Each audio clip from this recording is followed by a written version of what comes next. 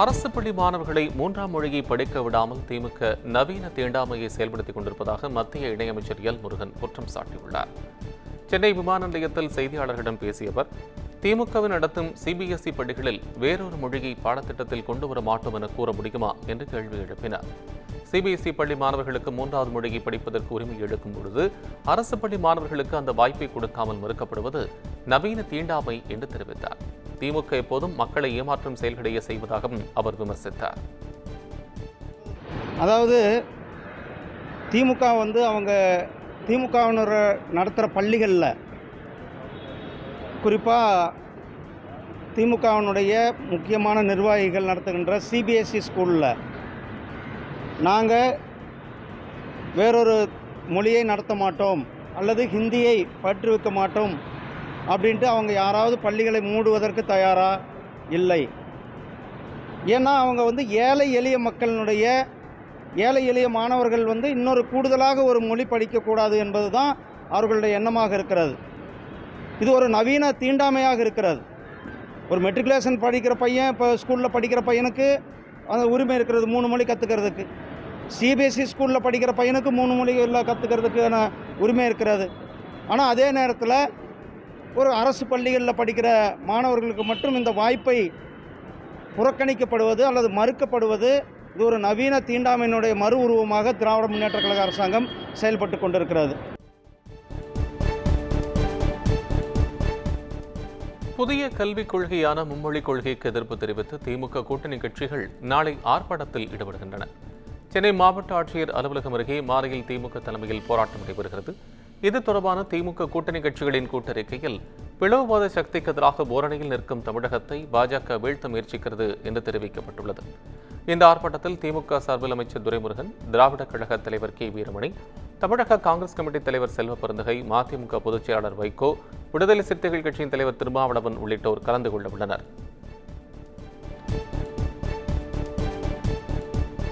2026 சட்டமன்ற தேர்தலுக்கான பணிகளை தொடங்கும் வகையில் அதிமுக சார்பில் மாவட்ட வாரியாக பொறுப்பாளர்கள் நியமிக்கப்பட்டுள்ளனர். சட்டமன்ற தொகுதி வாரியாக பூத் கமிட்டி அமைப்பது, கழக வளர்ச்சிப் பணிகளை துரிதப்படுத்துவது, விளையாட்டு வீரர்களை சேர்க்க வைப்பது உள்ளிட்ட பணிகளை மாவட்ட கழக செயலாளர்களுடன் இணைந்து விரைவாக முடிப்பதற்காக மாவட்டங்களுக்கு பொறுப்பாளர்களை அதிமுக பொதுச் செயலாளர் எடப்பாடி பழனிசாமி அறிவித்துள்ளார். இதன்படி அதிமுகவின் 82 மாவட்டங்களுக்கு 109 பேர் நியமிக்கப்பட்டுள்ளனர். செங்கோட்டையின் மீது கை வைத்தால் எடப்பாடி பழனிசாமி இருக்க மாட்டார் என அதிமுக முன்னாள் எம்பி கே.சி. பழனிசாமி எச்சரிக்கை விடுத்துள்ளார்.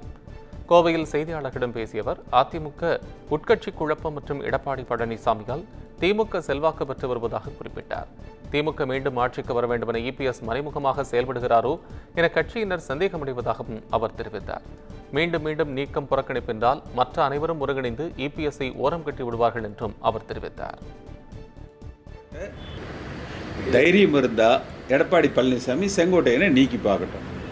எல்லோரும் என்ன எதிர்பார்க்கிறாங்க? இந்த இயக்கம் ஒருங்கிணைக்கப்பட வேண்டும், ஒற்றுமைப்படுத்தப்பட வேண்டும். உலகத்துக்கே தெரியுது.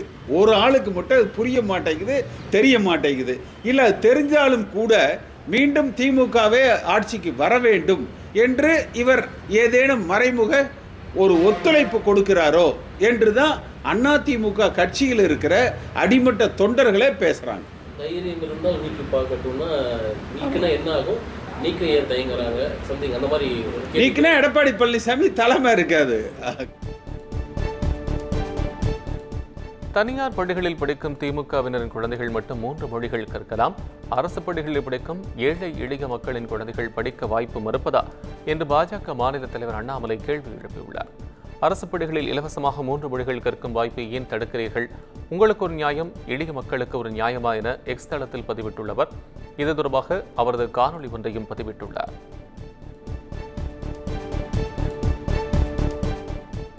தனக்கு சம்மன் கொடுப்பதால் நெருக்கடி இல்லை, திமுகவுக்கு தான் நெருக்கடி என்று நாதக தலைமை ஒருங்கிணைப்பாளர் சீமான் தெரிவித்துள்ளார். ஈரோடு கிழக்கு தொகுதி இடைத்தேர்தல் பரப்புரையின் போது பெரியாரின் வெங்காயத்தை வீசுபவர்கள் மீது வெடிகுண்டு வீசுவேன் என்று சீமான் பேசியிருந்தார். இது தொடர்பாக கருங்கல்பாளையம் காவல் நிலையத்தில் வழக்கு பதிவு செய்யப்பட்டிருந்த நிலையில் சீமானை 20ஆம் தேதி விசாரணைக்கு ஆஜராகுமாறு அவரது இல்லத்திற்கு வந்து போலீசார் சம்மன் கொடுத்து சென்றனர். இதனிடத்து செய்தியாளர்களிடம் பேசிய சீமான், சம்மனுக்கு தான் பயப்படுவதில்லை என்றும் கைதை எதிர்நோக்கி காரில் பெட்டியோடு சுற்றி வருவதாகவும் தெரிவித்தார்.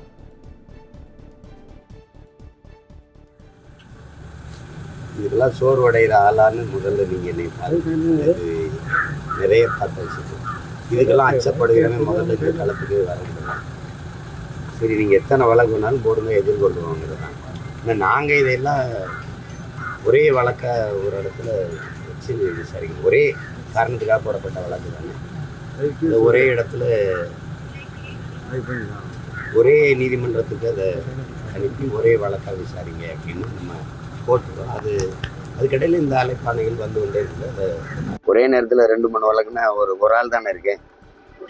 ஏஐயில் 4-5 உருவாக்கி அனுப்ப முடியாதுல்ல. அதனால ஒவ்வொன்றா தான் செய்யணும். இது நாம் தமிழர் கட்சி கொடுக்கக்கூடிய நெருக்கடியா பாக்குறீங்களா, இல்ல இந்த விவகாரத்தை எப்படி பாக்குறீங்க? என்னால தான் அவங்களுக்கு நெருக்கடி, அதனால தான் இந்த வேலையை செய்கிறாங்க.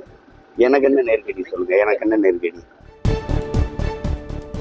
கோவையில் பாதாள சாக்கடை பணிக்காக தோண்டப்பட்ட வெள்ளத்தில் மண் சரிந்து இளைஞர் உயிரிழந்த சம்பவம் குறித்து போலீசார் விசாரணை நடத்தி வருகின்றனர். ஐயோபி காலனி பகுதியில் பாதாள சாக்கடைக்காக பள்ளம் தோண்டும் பணியில் அருகிலைச் சேர்ந்த கௌதம் என்பவர் பணியாற்றி வந்தார். அப்போது எதிர்பாராதமாக மண் சரிந்ததில் கௌதம் மண்ணில் புதைந்தார். தகவலிருந்து வந்த வடவள்ளி காவல்துறை மற்றும் தீயணைப்புத் துறையினர் இளைஞரை மீட்டு முதலுதவி சிகிச்சை அளித்தனர். ஆனால் இளைஞர் சிகிச்சை பலனின்றி உயிரிழந்தார். இதனைத் தொடர்ந்து போலீசார் இளைஞரின் உடலை பிரேத பரிசோதனைக்காக கோவை அரசு மருத்துவமனைக்கு அனுப்பி வைத்து விசாரணை நடத்தினர்.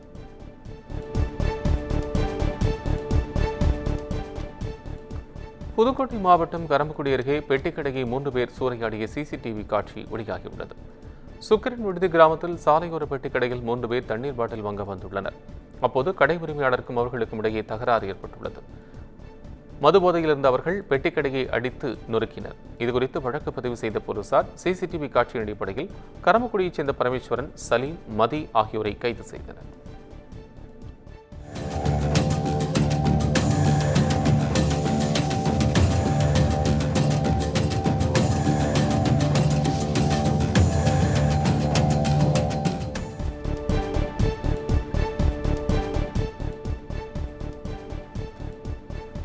ஏஆர் முருகதாஸ் இயக்கத்தில் சிவகார்த்திகேயன் நடித்துள்ள மதராசி என்ற புதிய படத்தின் செகண்ட் லுக் போஸ்டர் வெளியாகியுள்ளது. அமரன் படத்தின் வெற்றியை தொடர்ந்து சிவகார்த்திகேயன் ஏஆர் முருகதாஸ் இயக்கத்தில் தனது 23வது திரைப்படத்தில் நடித்து முடித்துள்ளார். இந்த படத்தில் ருக்மிணி வசந்த், விக்ராந்த், வித்யுத் ஜம்வால், பிஜுமேனன் உள்ளிட்ட முக்கிய கதாபாத்திரங்களில் நடித்துள்ளனர். இந்த படத்தை ஸ்ரீலட்சுமி மூவிஸ் நிறுவனம் தயாரிக்க அனிருத் இதற்கு இசையமைத்துள்ளார். இந்த சூழலில் சிவகார்த்திகேயனின் 40வது பிறந்த நாளை முன்னிட்டு இந்த படத்தின் டைட்டில் கிளிம்ஸ் மற்றும் ஃபர்ஸ்ட் லுக் போஸ்டர் வெளியானது. இந்த படத்திற்கு தமிழில் மதராசி என்றும் இந்தியில் தில் மதராசி என்ற தலைப்பும் வைக்கப்பட்டுள்ளது. இந்நிலையில் இப்படத்தின் செகண்ட் லுக் போஸ்டர் வெளியாகி வைரலாகி வருகிறது.